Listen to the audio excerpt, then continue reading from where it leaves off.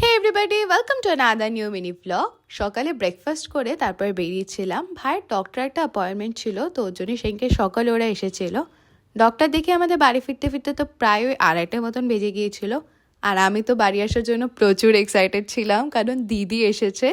আবার almost 4 months পরে ওর সাথে দেখা হচ্ছে। সেদিনকে লাঞ্চে তো অনেক কিছু ছিল, তার মধ্যে থেকে আমি খেয়েছি বেগুন ভাজা, চিংড়ি মাছের মালাইকারি অ্যান্ড চিকেন কষা।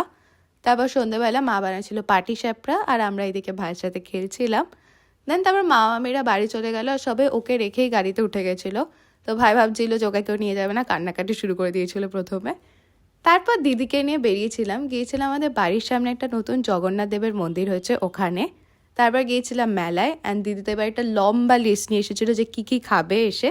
ফার্স্টে আমরা খেয়েছিলাম পাপড়ি চাট। তারপর আমি একটু হোম ডেকোরের জন্য কিছু ফুল দেখছিলাম, 2টো ফুল নিয়েও ছিলাম এখান থেকে।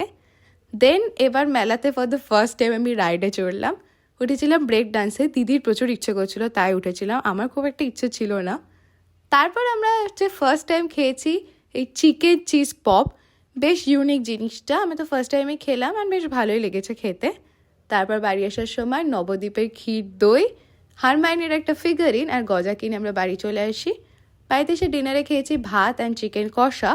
তারপরে আবার একটু বেরিয়েছিলাম, আমাদের বাড়ির পাশে এক জায়গায় স্নিগ্ধজিতের কনসার্ট হচ্ছিল, ওটাই দেখতে গিয়েছিলাম।